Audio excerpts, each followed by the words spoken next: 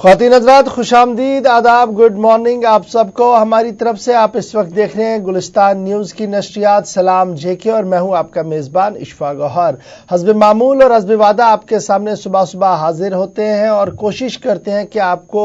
ملک کی سیاسی صورتحال سے روبرو کروائے، ریاست کے اندر کس طریقے کا ماحول بنا ہوا ہے، اس ماحول کے اندر چناؤں کا دنگل چل رہا ہے، وہ کہاں کی اور جا رہا ہے، کس سیاسی جماعت نے کیا کچھ کہا ہے، تاکہ آپ کے سامنے صحیح اور اصل حقائق جو وہ آ سکے۔ آج یہ معاملے جو ہے ہمارے سامنے ضرور رہیں گے، اور آپ کو جیسے کل ہم نے کہا تھا کہ جب گوا کے وزیر اعلیٰ کی موت کی خبر آئی تھی تو اس کے بعد کافی زیادہ سیاسی سرگرمیاں جو ہے وہ کافی تیز ہو گئی تھی، اس پر بھی گفتگو ہوگی، اور لگاتار بات ہم کریں گے ملک کے اندر سیاسی قیادت کے دیے گئے بیانات کی اور جموں کشمیر کی صورتحال کی۔ لیکن سب سے پہلے بات سیدھے بڑی بڑی خبروں کی کریں گے جن پر آج پوری دن نظر رہے گی۔ کل ہم نے دیکھا تھا کہ منوہر پاریکر کے انتقال کے بعد سیاسی اتھل پتھل جو تھی وہ گوا کے اندر صاف نظر آ رہی تھی، اور کانگریس کی طرف سے گوا کے جو گورنر ہیں ان کو ایک خط بھی لکھا گیا تھا جس میں کہا گیا تھا کہ on the floor of the house جو ہے فلور ٹیسٹ کے لیے جو ہے وہ کانگریس کو بھی بلایا جائے، کیونکہ کانگریس کے پاس جو ہے وہ پورا بہمت ہے، وہ ان کے پاس پورا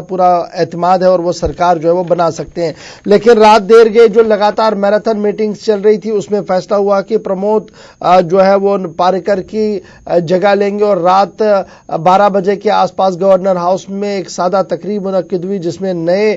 گوا کے وزیر اعلیٰ نے جو ہے وہ حلف اٹھایا ہے، اور اب باضابطہ طور پر پرمود سوانت جو ہے وہ گوا کے نئے وزیر اعلیٰ ہوں گے۔ فی الوقت گوا کے اندر 36 MLA ہیں، کیونکہ منوہر پاریکر کی موت کے بعد اور فرانسس ڈسوزا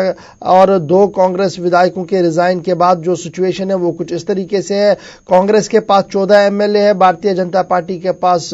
12 MLA ہے، MGP اور گوا فارورڈ پارٹی کے پاس 3 MLA ہے، اور NCP کے پاس 1 اور انڈیپینڈنٹ 1 ہے۔ لیکن NCP اپنا BJP کے ساتھ NGP اور گوا فارورڈ پارٹی کے MLAs ہیں، جس کی وجہ سے ان کا وہ جو بہمت ہے، وہ جو میجورٹی کا ووٹ تھا وہ ان کو مل گیا تھا، اور یہی وجہ ہے کہ گورنر نے کل انہیں عہدے اور رازداری کا حلف جو ہے وہ دلوایا، اور اس طریقے سے اب منوہر پاریکر کے بعد اب پرمود سوانت جو ہے وہ نئے گوا کے وزیر اعلیٰ ہوں گے، اور باضابطہ طور پر کل رات ہی انہوں نے اپنا عہدہ جو ہے وہ سنبھال لیا ہے، اور آج باضابطہ طور پر مانا جا رہا ہے کہ وہاں پر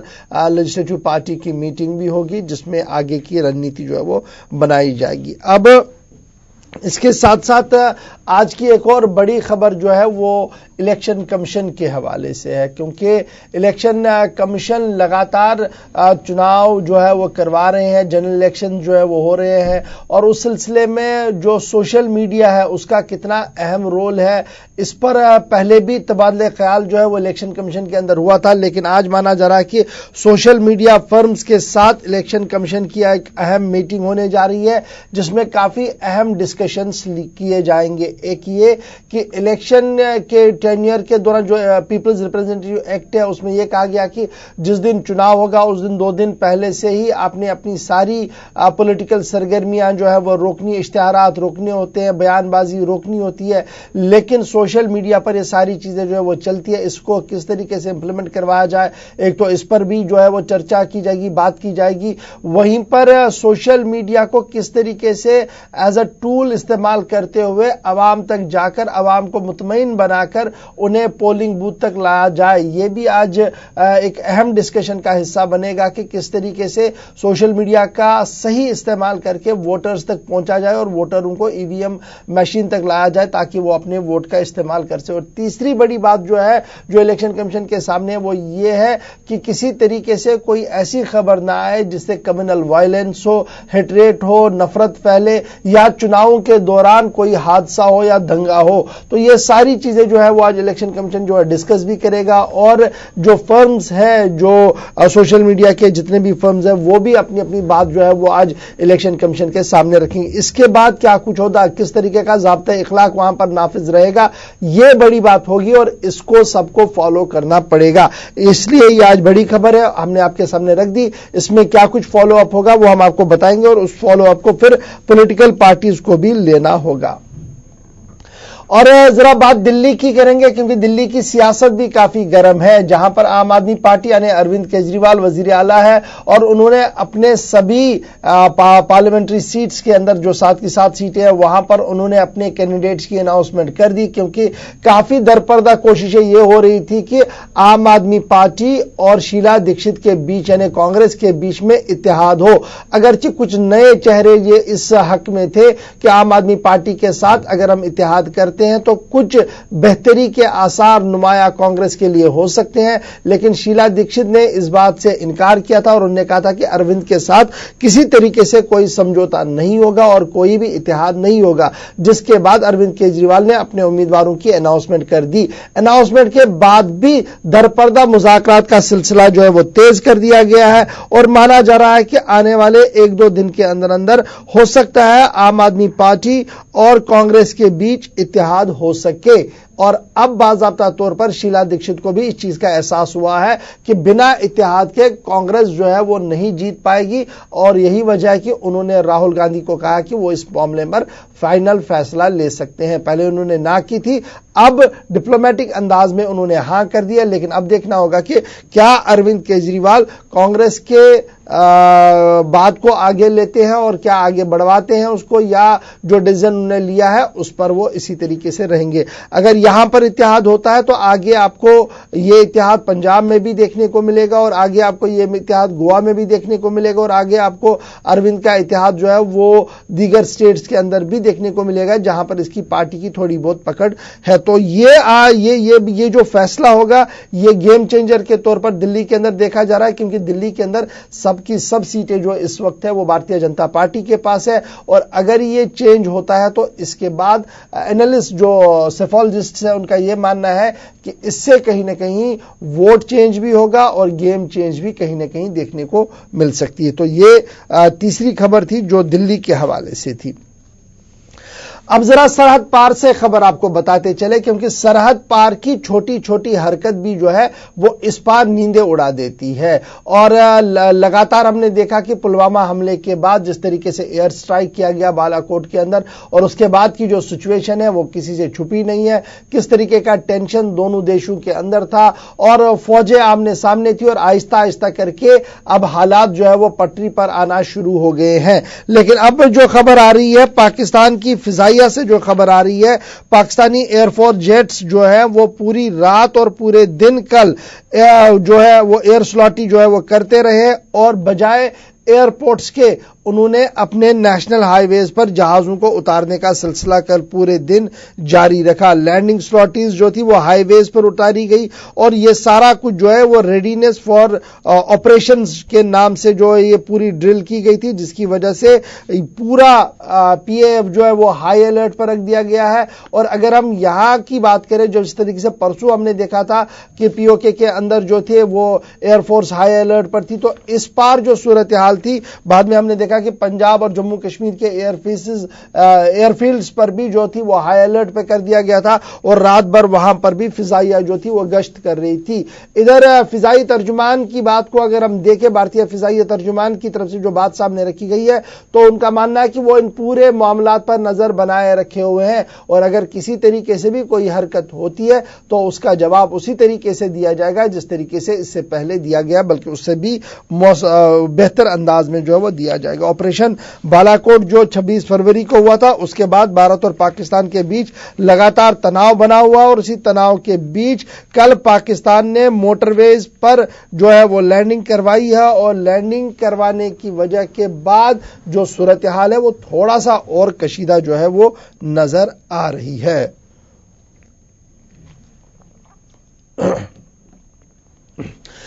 चलिए अब बढ़ते हैं आगे और बात करते हैं जम्मू कश्मीर की खबरों की, क्योंकि जम्मू कश्मीर के हवाले से सलाम जे के प्रोग्राम होता है, और उसमें आपकी جو آرا ہوتی ہے وہ کافی امپورٹنٹ ہوتی ہے. آپ کی آرا کے حساب سے ہی ہم یہ 2-3 خبریں, جیسا کہ آپ کہتے تھے لگاتار کی نیشنل حکم کی 1-2 خبریں بتایا جائے تاکہ اپڈیٹ سری نگر میں بیٹھے لوگوں کو بھی ہو سکے, اور وادی کشمیر اور جموں کے دور دراز علاقوں میں جو لوگ ٹرانسمیشن دیکھتے ہیں, جن کے ہاتھ میں صبح صبح دلی کے وہ بڑے اخبار نہیں ملتے ہیں جنہیں وہ پڑھنا چاہتے ہو, تو وہاں سے جو اکثر خبریں ہمارے پاس ہوتی ہے ان کو ہم آپ تک پہنچانے کی جو ہے وہ کوشش کرتے ہیں. بہرحال بات کرتے ہیں جموں کشمیر کی, اور جموں کشمیر میں سب سے پہلے ہم بات کریں گے اس خبر کی جس کو لے کر پچھلے کئی دنوں سے مختلف حلقوں میں جو تھی وہ باتیں سامنے آ رہی تھی کہ ہائی کورٹ کے اندر ایک پی آئی ایل چلا جائے گا, اور پی آئی ایل جو ہوگا وہ مرکز کے فیصلے کے خلاف ہوگا, یعنی مرکز نے جو فیصلے ریاست کے اندر لیے ہیں اس کے خلاف پی آئی ایل جو ہے وہ آنریبل ہائی کورٹ کے اندر جائے گی, اور وہ دیکھنا ہوگا کہ کیا آنریبل ہائی کورٹ اس کو ایکسپٹ کرتی ہے یا نہیں ہے. کل باضابطہ طور پر آنریبل ہائی کورٹ کے اندر وہ پی آئی ایل آئی ہے جس میں کانسٹیٹیوشنل امینڈمنٹس جو ہوئی ہے, 2 کانسٹیٹیوشنل امینڈمنٹس کو لے کر خصوصی طور پر پی آئی ایل دائر کی گئی تھی, جس کو آنریبل جسٹس نے کل ایکسپٹ کیا, اور باضابطہ طور پر نوٹس جو ہے وہ مرکزی سرکار کے نام بھی جاری کر دی اور ریاستی سرکار کے نام بھی کل نوٹس جو ہے وہ جاری کر دی ہے. آنریبل ہائی کورٹ میں جو کل پورا معاملہ تھا وہ اس طریقے کا تھا کہ جو مرکزی حکومت کی طرف سے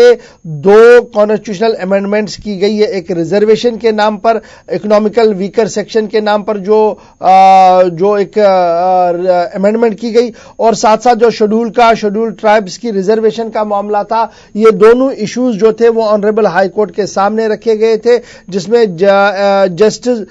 راجیش بندل صاحب نے نوٹس جاری کی یونین ہوم منسٹری کو, union ministry for law and justice کو, یونین کیبنٹ کو تھرو کیبنٹ سیکرٹری, اور اسٹیٹ آف جموں کشمیر کو تھرو چیف سیکرٹری, اور ان کو کہا کہ 16 اپریل تک اس پورے پی آئی ایل کا ریسپونڈ وہ کرے اور جواب جو ہے وہ داخل کرے. اسسٹنٹ سالیسیٹر جنرل جو ہے وہ طاہر شمسی, انہوں نے مرکز حکومت کی طرف سے جو ہے وہ اس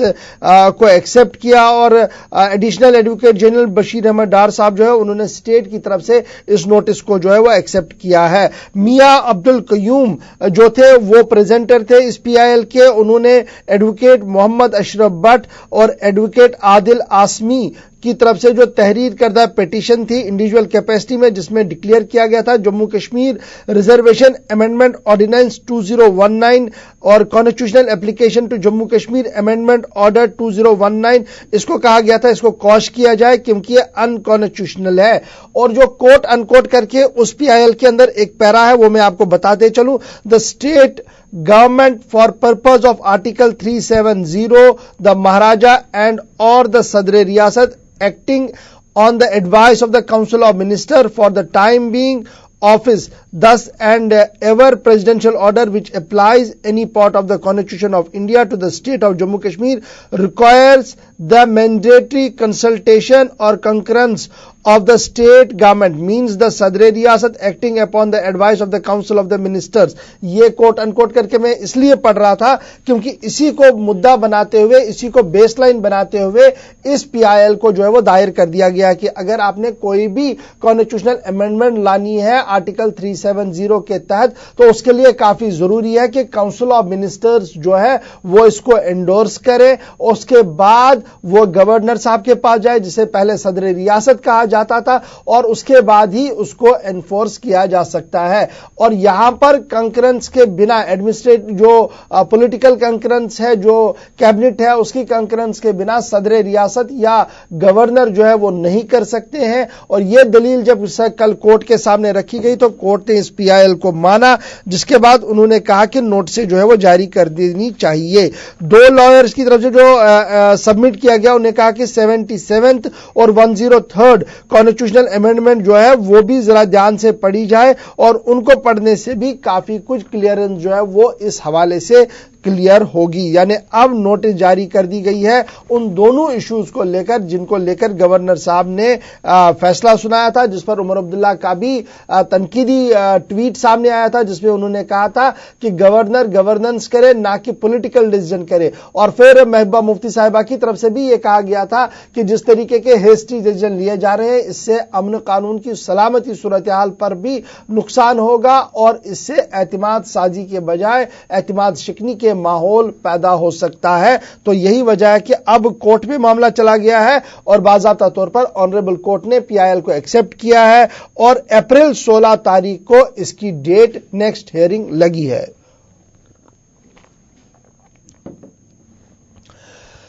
तो बढ़ते हैं आगे, जरा बात करते हैं इलेक्शन के हवाले से। और इलेक्शन के हवाले से सबसे पहले वजीर दाखिला राजनाथ सिंह की हम बात करेंगे और उसके बाद इलेक्शन कमीशन की भी बात करेंगे। कश्मीर में इंतखाबात एक बड़ा मामला हमेशा रहा है और यह नई बात नहीं है कि इलेक्शन करवाने हो तो सिक्योरिटी पॉइंट ऑफ व्यू और एडमिनिस्ट्रेटिव पॉइंट ऑफ व्यू पर सवालात ना उठाए जाए। लेकिन इस बार पॉलिटिकल पार्टीज को जम्मू कश्मीर के अंदर यह उम्मीद थी कि असेंबली के चुनावों के साथ साथ जो है वो लोकसभा के भी चुनाव होंगे, लेकिन इलेक्शन कमीशन ने फैसला सुनाया कि सिर्फ लोकसभा होंगे और असेंबली के चुनाव के लिए थोड़ा सा ताखीर होगा, जिसके बाद इलेक्शन कमीशन को भी तनकीद बनाया गया और मरकजी हुकूमत को भी तनकीद का निशाना बनाया गया है। लेकिन कल दाखिला वजीर राजनाथ सिंह ने जो वो बड़ी बात कही है कश्मीर में इंतखाबात के हवाले से, फैसला मरकज को नहीं इलेक्शन कमीशन को करना है। यानी कब कैसे चुनाव करवाने हैं ये गवर्नमेंट ऑफ इंडिया का प्रोग्रेटिव नहीं है, ये गवर्नमेंट ऑफ इंडिया के हाथ में नहीं है, बल्कि जो कॉन्स्टिट्यूशनल बॉडी और अथॉरिटी इसको करवाने के लिए जिसके जिम्मे है ये उनका काम है। और सीधी सी बात थी कि इलेक्शन कमीशन का नाम लिया कल होम मिनिस्टर ने और कहा कि ये इलेक्शन कमीशन को करवाना होता है न कि यूनियन गवर्नमेंट को। मरकजी हुकूमत कश्मीर में जल्द से जल्द असेंबली इंतखाबात के हक में है, ये बात तीसरी बार राजनाथ सिंह साहब की तरफ से आई है। एक बार लोकसभा के अंदर उन्होंने इस बात को कहा, उसके बाद लोकसभा के बाहर जब मीडिया ने उनसे पूछा कि चुनाव के हवाले से क्या तैयारी है तो उन्होंने कहा कि मरकजी हुकूमत और स्टेट एडमिनिस्ट्रेशन चुनाव करवाने के लिए तैयार है। जब उनसे कहा गया कि क्या असेंबली के चुनाव भी होने चाहिए तो ऐसे पार्लियामेंट के अंदर भी उन्होंने इस बात को दोहराया, उसके बाद भी दोहराया और कल भी अपनी बात में उन्होंने कहा कि मरकजी हुकूमत कश्मीर में जल्द से जल्द असेंबली इंतखाबात के हक में है। कश्मीरी हमारे अपने हैं, मुल्क भर में कश्मीरी बाशिंदों को तहफ़्फ़ुज़ फराहम किया जाएगा। वज़ीर दाखिला की दोबारा यकीन दहानी आई है। यह काफी अहम यकीन दहानी है क्योंकि सोशल मीडिया पर काफी खबरें जो है वो गश्त कर रही है कि कश्मीरियों को निशाना बनाया जा रहा है, पुरतशद्दुद निशाना बनाया जा रहा है। वज़ीर दाखिला राजनाथ सिंह ने कहा है कि जम्मू कश्मीर में असेंबली इंतखाबात का फैसला इलेक्शन कमीशन को करना है, मरकजी हुकूमत को नहीं। लेकिन मरकजी हुकूमत रियासत जम्मू कश्मीर में अवामी सरकार के हक में है और उन्हें उम्मीद है कि कश्मीर में पुरअमन तौर पर दोनों इंतखाबात मुनक्किद होंगे। इस दौरान उन्होंने साफ कर दिया कि पाकिस्तान के साथ तब तक मुज़ाकरात मुमकिन नहीं जब तक सरहद पार सभी जंगजुओं के तरबियती मराकिज का खात्मा नहीं होगा। उनका कहना था कि कश्मीरी हमारे अपने हैं और ऐसे में मुल्क के अंदर कश्मीरियों पर हमला करने वालों के खिलाफ सख्त कार्रवाई का हुक्म दे दिया गया है। मरकजी वजीर दाखिला राजनाथ सिंह ने एक इंटरव्यू के दौरान मरकजी हुकूमत रियासत जम्मू कश्मीर के अंदर अवामी सरकार के हक में और जितनी जल्द हो सके इंतखाबात होने चाहिए। तो यह बात काफी अहम थी जो मैंने आपके सामने रखी क्योंकि बात इलेक्शन कमीशन के हवाले से मैं कर रहा था। लेकिन बात करेंगे अब जरा इलेक्शन कमीशन की, क्योंकि इलेक्शन कमीशन की तरफ से कल पहले मरहले की नोटिफिकेशन जारी कर दी गई है। यानी जो पहला मरहला पूरे मुल्क के अंदर होगा उसमें जम्मू कश्मीर से भी 2 पार्लिमानी निशस्तों पर इलेक्शन होगा। उस हवाले से कल बाज़ाब्ता तौर पर जम्मू और बारामूला निशस्तों पर पार्लिमानी इंतखाबात के पहले मरहले की नोटिफिकेशन कल बाज़ाब्ता तौर पर जारी कर दी गई है। 25 मार्च कागजात दाखिल करने की आखिरी तारीख और पोलिंग 11 अप्रैल को होगी। मरकजी इंतखाबी कमीशन ने पहले मरहले के लिए नोटिफिकेशन जारी कर दिया है।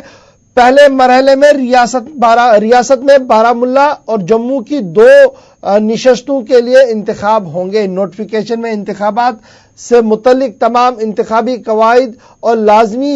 ضوابط کے بنیادی امور کو وضاحت کے ساتھ بیان کیا گیا ہے۔ نوٹیفیکیشن کے مطابق بارہمولہ اور جموں کی پارلیمانی نشستوں پر ہونے والے انتخابات سے متعلق خواہش مند امیدوار کو خصوصی ہدایت دیتے ہوئے الیکشن کمیشن آف انڈیا نے کہا ہے کہ لوک سبھا انتخاب میں بارہمولہ اور جموں کی پارلیمانی نشستوں پر چناؤ لڑنے والے امیدوار 25 مارچ تک اپنے کاغذات داخل کریں گے، یعنی 25 مارچ لاسٹ ڈیٹ ہے پیپر سبمٹ کرنے کے لیے۔ متعلقہ افسروں کے پاس جمع کر سکتے ہیں اور خواہش مند امیدواروں کی طرف سے جمع کیے جانے والے کاغذات کی جانچ پڑتال انتخابی قواعد و ضوابط کے عین مطابق ہوگی، جن کے لیے 26 مارچ کی تاریخ مقرر کی گئی ہے۔ 26 تاریخ کو جو ہے وہ پیپر کا اسکروٹنگ ہوگی، اور جبکہ 28 مارچ 2019 سپہر 3 بجے تک امیدوار اپنے کاغذات نامزدگی واپس لے سکتے ہیں۔ الیکشن کمیشن کی طرف سے جاری نوٹیفیکیشن کے مطابق بارہمولہ اور جموں کی پارلیمانی نشست پر 11 اپریل 2019 جمعرات کو انتخابات منعقد کیے جا رہے ہیں۔ انتخابی شیڈول کے مطابق پولنگ صبح 7 بجے شروع ہوگی جو شام 6 بجے تک جاری رہے گی۔ تو یہ نوٹیفیکیشن کل جو ہے وہ جاری کر دی گئی ہے، اور بارہمولہ حلقہ انتخاب کے لیے اور جموں پونچھ لوک سبھا سیٹ کے لیے باضابطہ طور پر نوٹیفیکیشن جاری کر دی گئی ہے۔ ادھر 2 دن کی چھٹی بھی ہے، یعنی ہولی اور اتوار بھی ہے، اور ہولی اور اتوار کے دیکھتے ہوئے بھی جو الیکشن کمیشن نے ہے وہ اس حوالے سے اپنی وضاحت میں کہہ دیا ہے کہ 25 مارچ تک کاغذات داخل کیے جا سکتے ہیں۔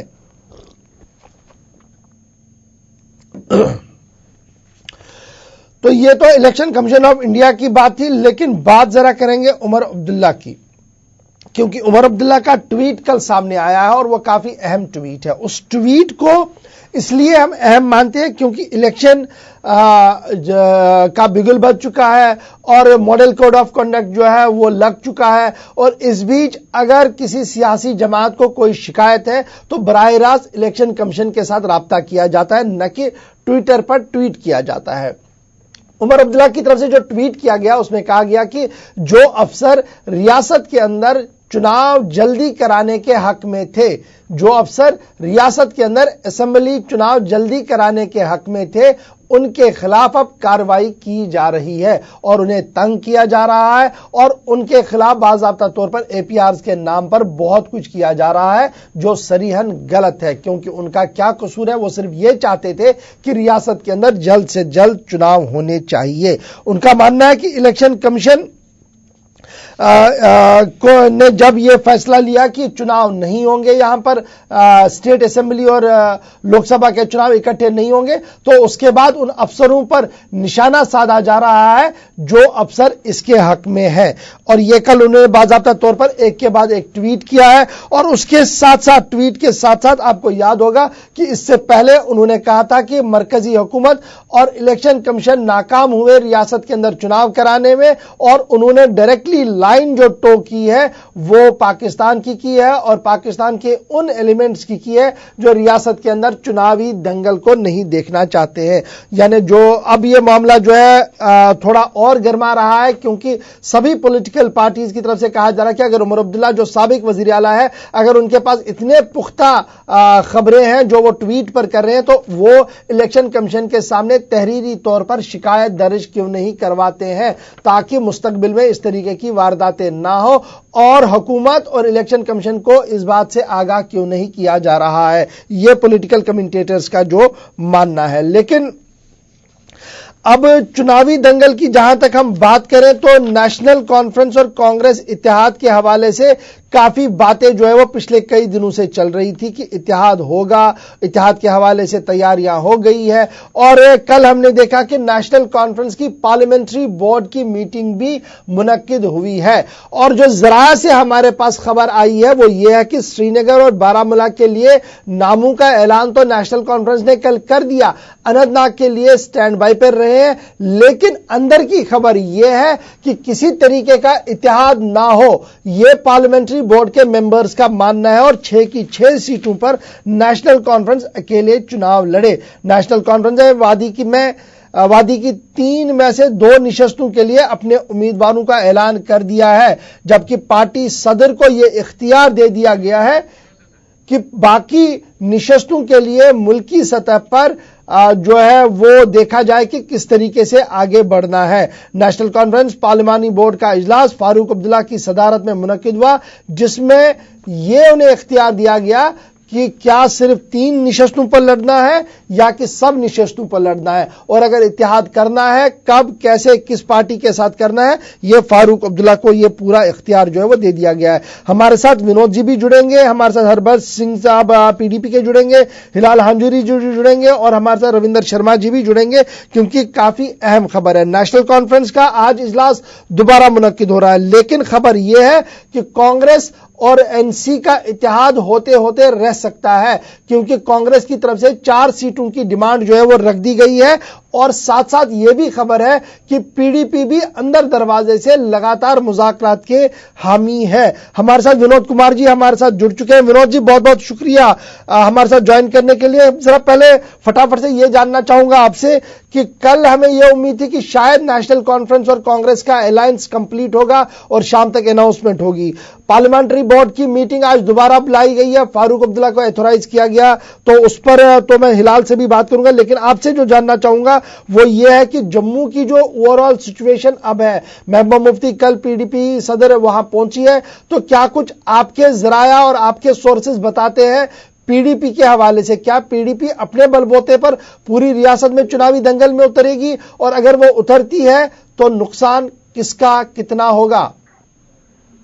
دیکھیے گوہر، پہلے یہ کہا جا رہا تھا کہ پیپلز ڈیموکریٹک پارٹی انکنڈیشنل سپورٹ کرے گی، سمرتھن کرے گی کانگریس کو بنا کسی شرط کے، لیکن اب بعد میں انہوں نے اس کو ڈینائی کر دیا، اور بعد میں ایک باقاعدہ اسٹیٹمنٹ آیا کہ ایسی کوئی بات چیت ہمارے ساتھ نہیں ہے۔ میں نے کل بھی آپ کو بتایا تھا کہ PDP کے پاس 2 کینڈیڈیٹ ہیں جن کو اتارا جا سکتا ہے، ایک ذوالفقار جموں پنچ سے اور دوسرا فردوس ڈاک کو اتارا جا سکتا ہے ادھمپور ڈوڈا کانسٹیچوئنسی سے۔ حالانکہ زیادہ کچھ اسٹیک پہ نہیں ہے، اگر تو ووٹ کاٹیں گے بھی تو وہ کانگریس کو ہی نقصان ہوگا، BJP کو اس کا کوئی نقصان نہیں ہوگا۔ کانگریس نے یہ سوچا تھا کہ ہم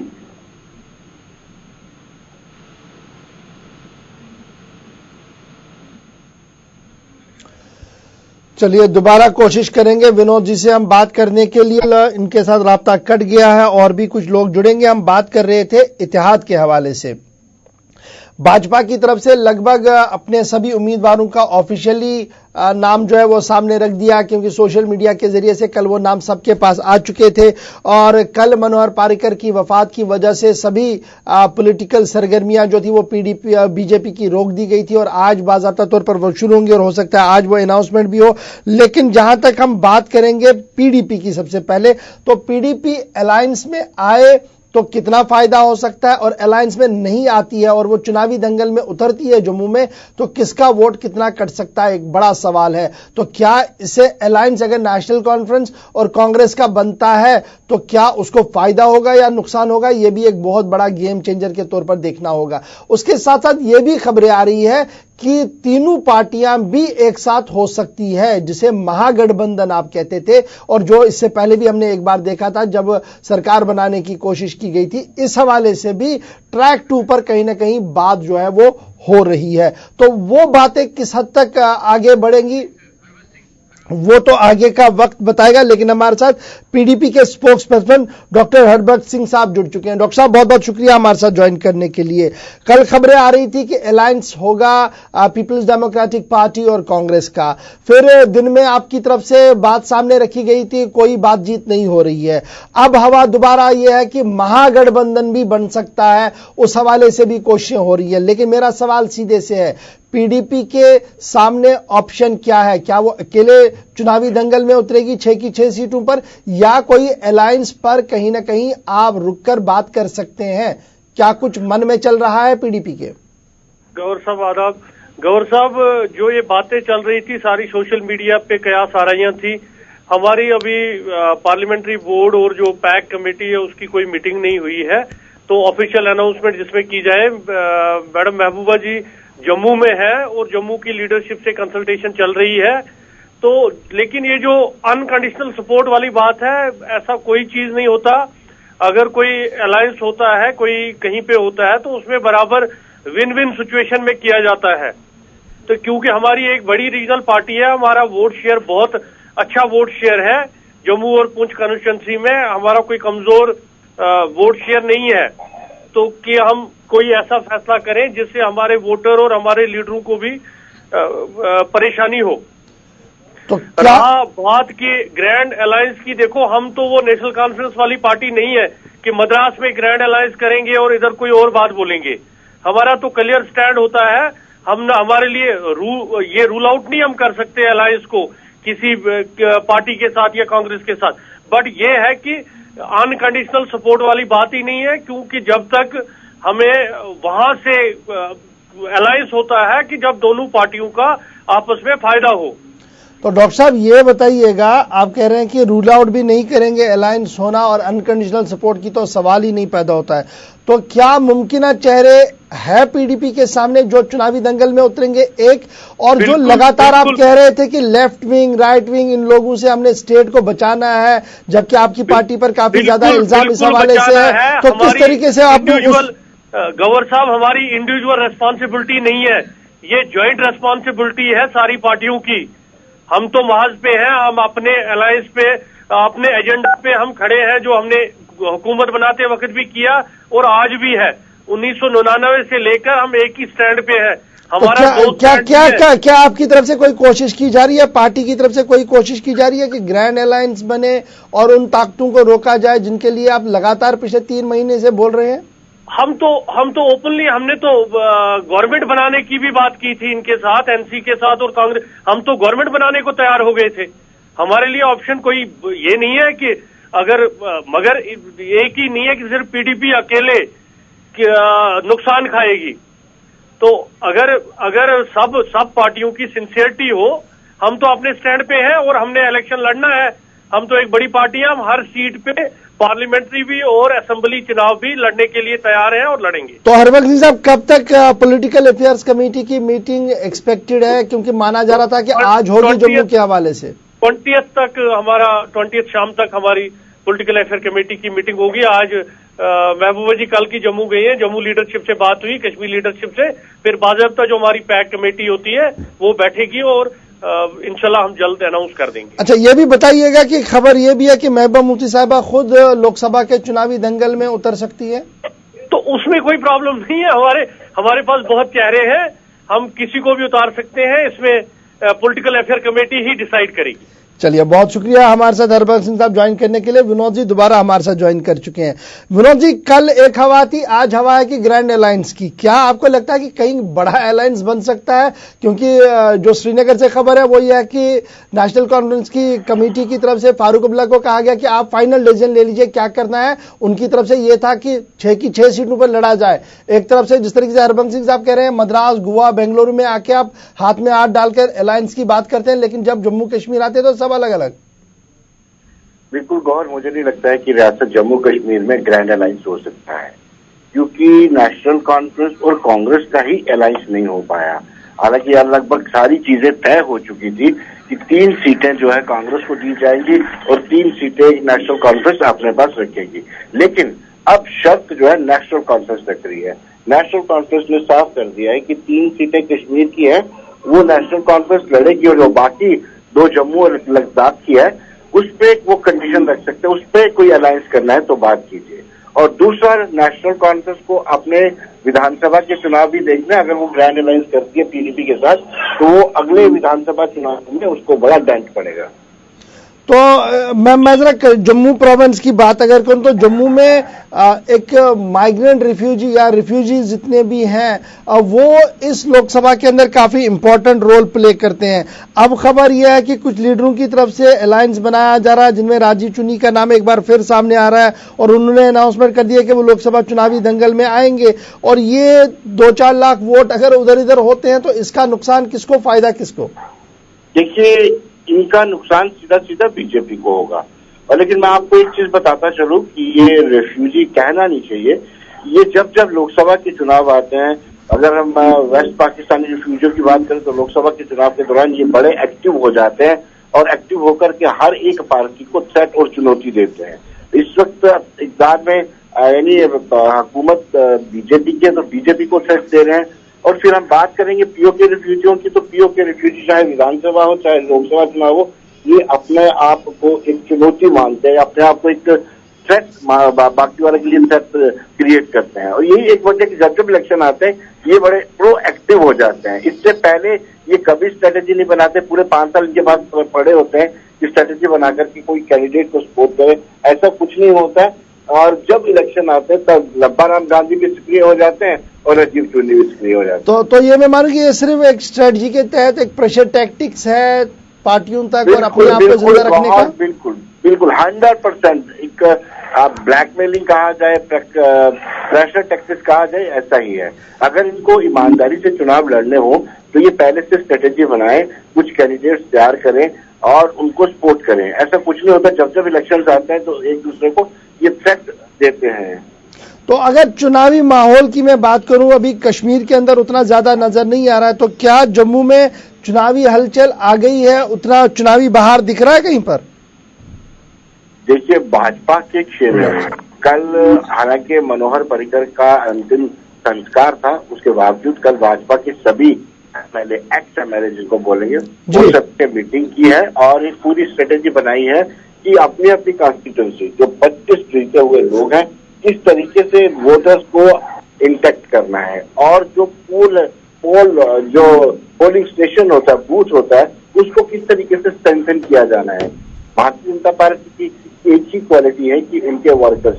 जो बूथ होता है, बूथ स्तर पर उनके वर्कर बड़े एक्टिव रहते हैं, जिसकी वजह से जीते। और कल इसी पर पूरा कंसंट्रेट किया गया। चलिए, बहुत शुक्रिया विनोद जी हमारे साथ ज्वाइन करके बात रखने के लिए। जम्मू के हालात के हवाले से फिलहाल भाजपा की तरफ से 5 उम्मीदवारों का ऐलान ऑफिशियली जो है वो कर दिया गया है, लेकिन छठे पर अभी राय नहीं रखी गई है। लद्दाख पर थोड़ी सी खामोशी है। हमारे साथ डॉक्टर ताहिर चौधरी साहब भी भारतीय जनता पार्टी के स्पोक्स पर्सन जुड़ चुके हैं। डॉक्टर साहब, बहुत शुक्रिया हमारे साथ ज्वाइन करने के लिए। सवाल सीधे से है, अलायंस की काफी बड़ी बातें हो रही है, नेशनल कॉन्फ्रेंस कांग्रेस की अलायंस की बात हो रही है, महागठबंधन की भी हवा बनाने की कोशिशें हो रही है। इस बीच बीजेपी की जो लाइन ऑफ एक्शन रहेगा इन चुनावों के हवाले से, क्योंकि आपने दोनों वो चेहरे वापस लाए हैं जो इससे पहले चुनावी दंगल में थे, जो जीते हैं, दोबारा उन्हीं पर दाव लगाया है बीजेपी ने। तो ये जो एंटी इनकम्बेंसी है होती है और ये है भी, ये हर जगह रहती है, तो उस एंटी इनकम्बेंसी को हैंडल करने के लिए भाजपा ने क्या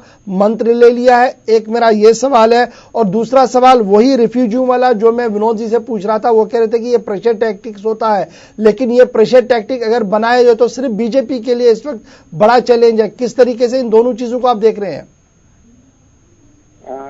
और सब जहाँ तक हमारे पार्लियामेंट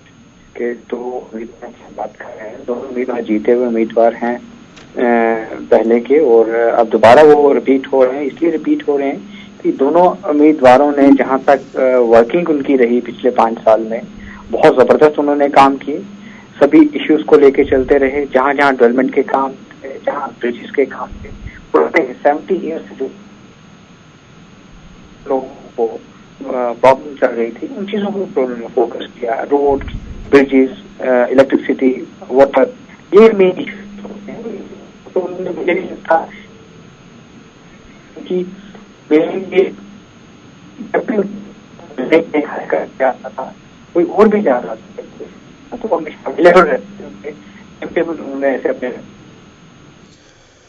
हमें ड्रॉप करना पड़ेगा ताहिर चौधरी साहब को, क्योंकि इनकी आवाज जो है वो क्लियर हमारे पास नहीं आ रही है और यही वजह है कि आपको ड्रॉप कर रहा हूं। फिलहाल बढ़ते हैं अपनी एक और खबर की ओर। चुनाव से हटकर भी मामलात रियासत के अंदर है और एक मामला जो है वो कौमी तहकीकाती एजेंसी एनआईए का भी है। एनआईए लगातार रियासत के अंदर छापामार कार्रवाई कर रही है और छापामार कार्रवाइयों के दौरान जहां कई इलाहिदी की पसंद लीडरों को गिरफ्तार भी किया गया है, वहीं पर मीरवाइज उमर फारूक समेत कई और लीडरों के नाम समन भी जारी किए गए हैं और उन समनों को देखते हुए कल मीरवाइज उमर फारूक को नई दिल्ली में पहुंचना था और एनआईए के दफ्तर के सामने हाजिर होना था। मीरवाइज ने कल एक बार फिर तहरीरी जवाब जो है वो एनआईए को भेजा है और तहरीरी खत में एनआईए के सामने जो बात उन्होंने रखी है, उनका मानना है कि वो दिल्ली नहीं आ सकते हैं। सिक्योरिटी कंसर्न्स की बिना पर वो दिल्ली नहीं आएंगे और जिस तरीके के हालात बनाए जा रहे हैं उसमें दिल्ली आना उनके लिए मुनासिब नहीं है और वो सारी बातें दोबारा कही गई है जो पहली चिट्ठी में लिखी गई थी। तो ये उनका जो है रेस्पॉन्ड गया है। लेकिन खबर जो कौमी तहकीकाती एजेंसी के हवाले से सामने आई है, उनका मानना है कि मीरवाइज उमर फारूक जिस तरीके से समन पर हाजिर नहीं हुए हैं, आने वाले दिनों में इस पर और सख्ती की जा सकती है। कौमी तहकीकाती एजेंसी के जरायों से मालूम हुआ है कि आने वाले 1.5 महीने के दौरान इलाहिदगी पसंद खीमे पर और शिकंजा टाइट किया जा सकता है। ताहम यह बात नहीं बताई गई कि क्या अलहदा तौर पर कोई एफआईआर होगी और गिरफ्तारियां भी अमल में लाई जाएगी, इस पर वो काफी खामोश रहे। लेकिन यह जरूर कहा गया कि आने वाले दिनों में आप देखिए कि मजीद कितनी सख्त कार्रवाई की जाएगी। और तहकीकाती एजेंसी का मानना है कि जो छापामार कार्रवाई अलहदगी पसंद लीडरों से हुई है, उनमें बहुत सी चीजें ऐसे मिली हैं जो इस बात के लिए काफी है कि उनके खिलाफ कार्रवाई होनी चाहिए। छापामार कार्रवाई के दौरान लश्कर तैयबा, जमात उद-दावा, हिजबुल मुजाहिदीन के लेटर हेड्स और उनके लिटरेचर मिला है। साथ साथ कौमी तहकीकाती एजेंसी का यह भी मानना है कि पाकिस्तान के अंदर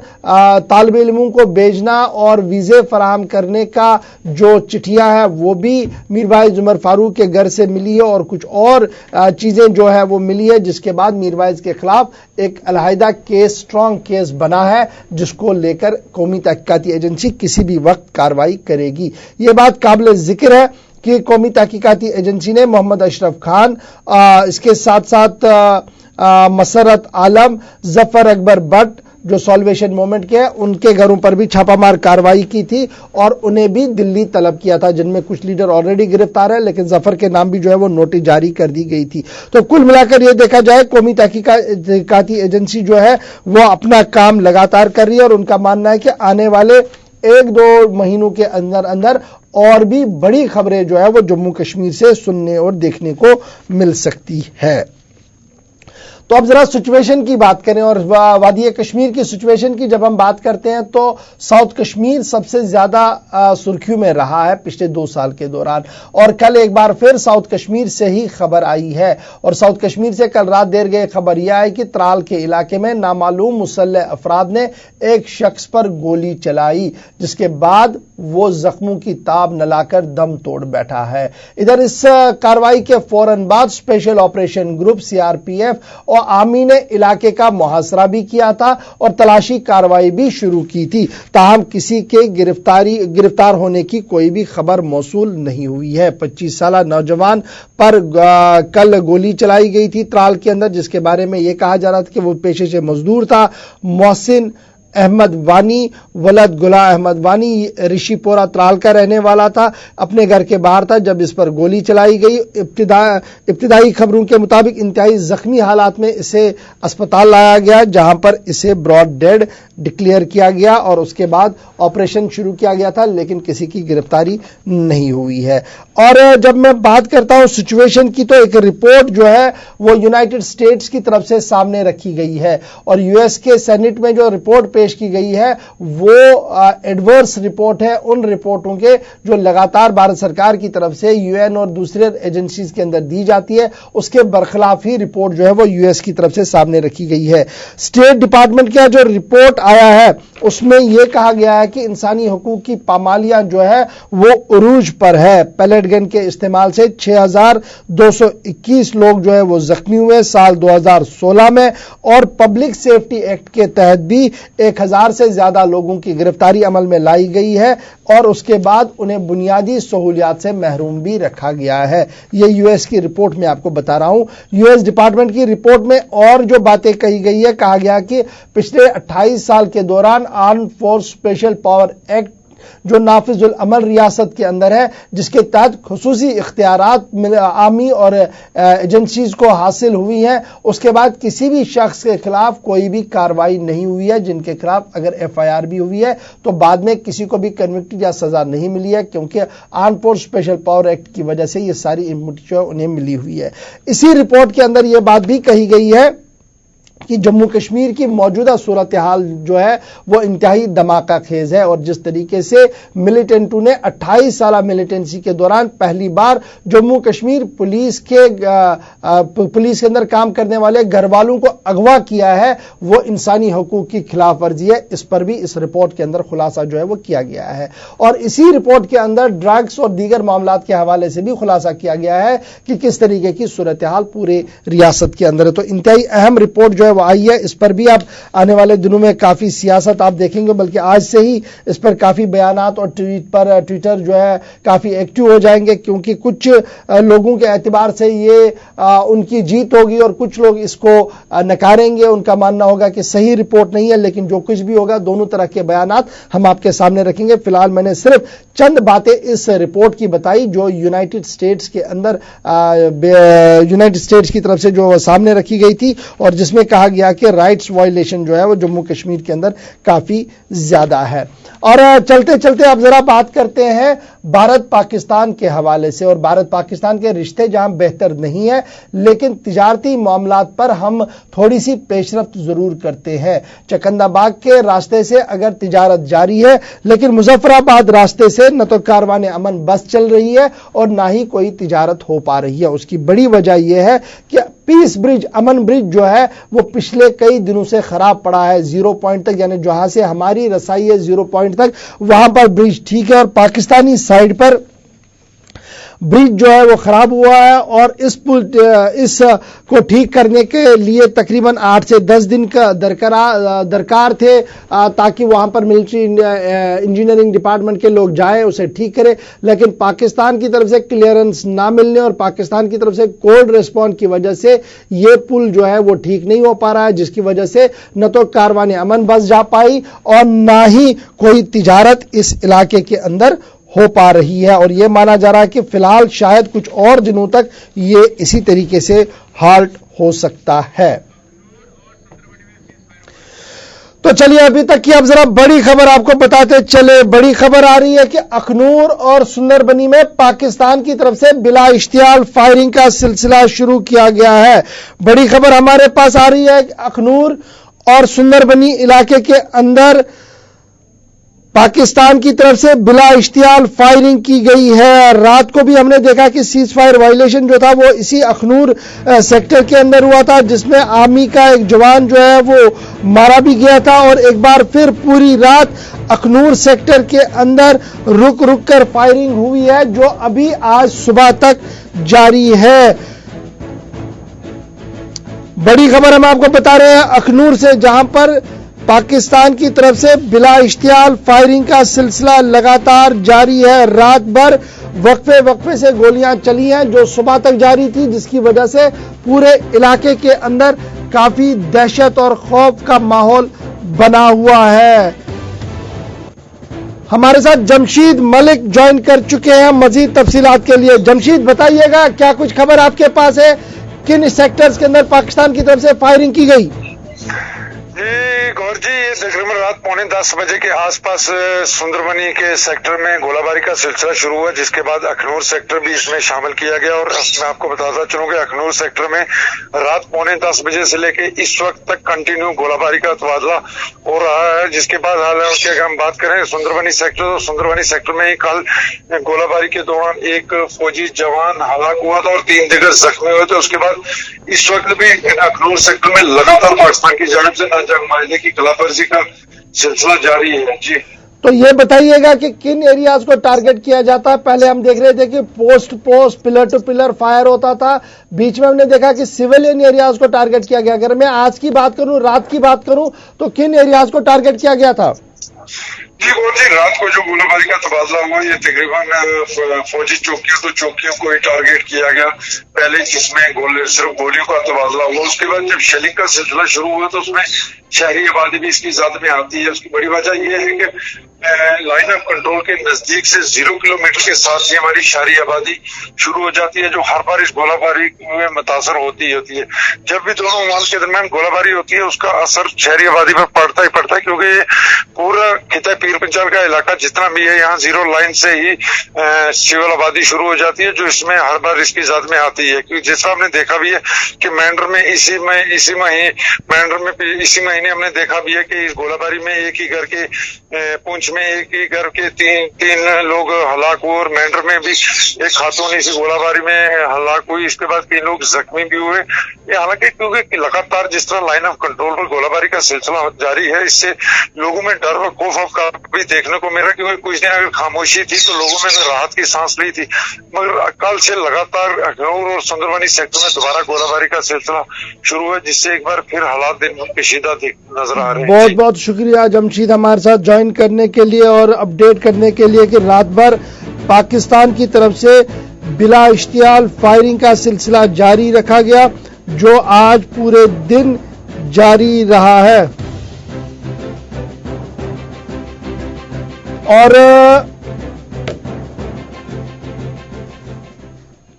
चलिए, ये बात हम भारत पाकिस्तान के हवाले से बता रहे थे कि किस तरीके की सिचुएशन बनी हुई है। फिलहाल प्रोग्राम सलाम जेके का वक्त यहीं पर इख्तिताम पजीर हुआ चाहता है। अपने मेजबान को देंगे इजाजत। कल सुबह आपसे होगी फिर मुलाकात प्रोग्राम सलाम जेके में, लेकिन आप हमारी नशरियात के बारे में अपनी आवाज और अपनी आरा हम तक जरूर पहुंचाइए, और उसके लिए आप हमारे सोशल मीडिया पेज फेसबुक पर भी आ सकते हैं, ट्विटर पर भी आ सकते हैं, व्हाट्सएप के जरिए से भी आप हमारे साथ जुड़ सकते हैं, और सीधे गूगल प्ले में जाकर आप ऐप को डाउनलोड कीजिए ताकि आप बिला खलल अपनी नशरियात को देख सकें। अपने मेजबान को दे इजाजत। कल सुबह होगी मुलाकात। गर खुदा लाया। अल्लाह हाफिज।